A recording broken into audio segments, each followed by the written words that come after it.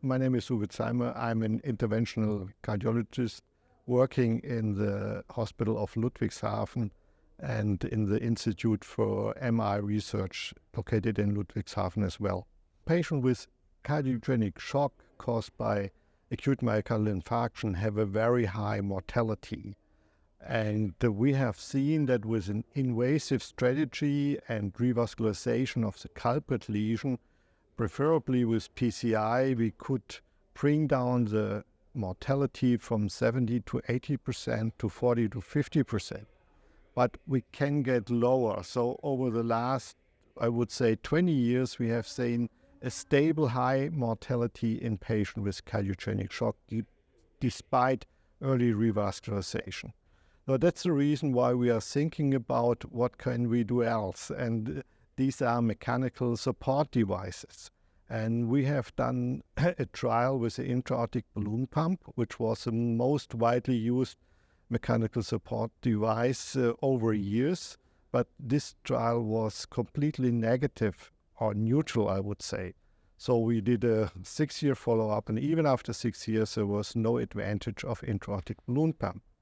So after this trial, there was a steep increase in the use of the active mechanical support devices like Impella and like VA-ECMO, despite the lack of clinical evidence for these devices. They are more expensive, they clearly have a higher rate of adverse events, and therefore we thought we need a trial to show if VA-ECMO is beneficial in this very high-risk population. So what we thought is that we need a high-risk group of cardiogenic shock. Cardiogenic shock per se is a high-risk group, but we wanted to have a high mortality to have a chance to reduce this high mortality.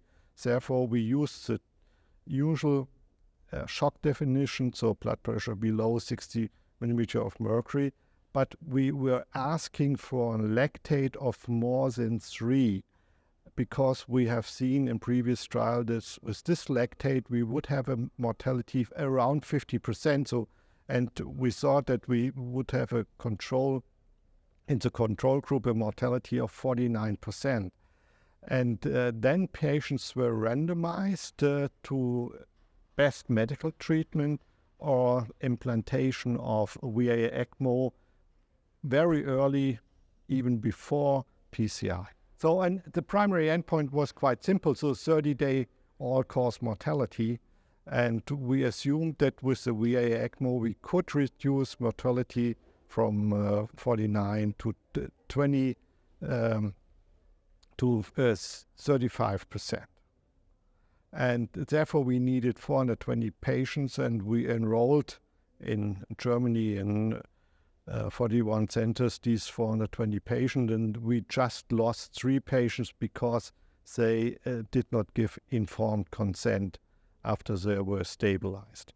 The key findings were that we reached this 49% mortality in the control group, but there was no reduction of this mortality with the implantation of the VA-ECMO.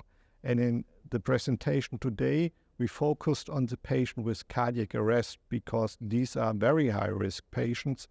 And what we thought is maybe in this very high-risk group, there might be a benefit of VA-ECMO.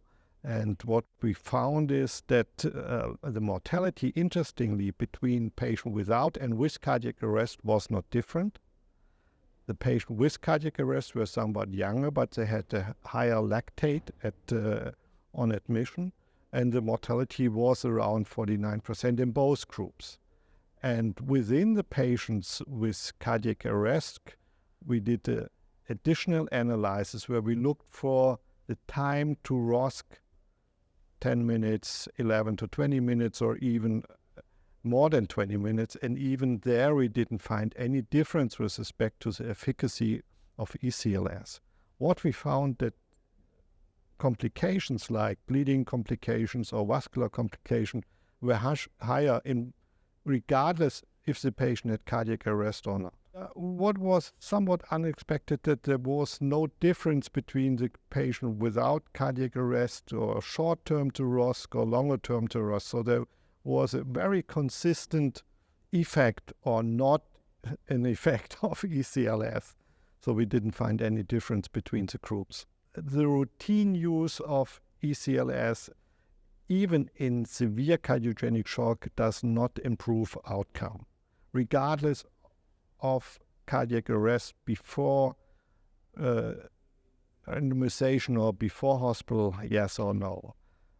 The problem is that we all know patients that would have a benefit from a mechanical support device, but to pick out this patient might be extremely difficult. So my take-home message would be think over your strategy, whom you put on such a device, because clearly you will have an increase in cost, you will have an increase in complication rate.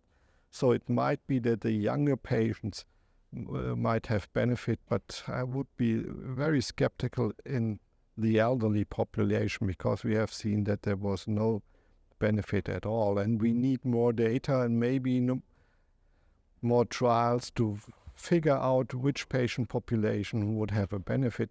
And I personally guess this will be only a small proportion of patients with cardiogenic shock. So what we will do, we will put together all the data of patients with cardiogenic shock receiving any kind of mechanical support device, and with this wider population we might be able to sort out some patients who would have benefit. And clearly we need more trials with maybe a younger population, and see if in this younger population we might see a benefit.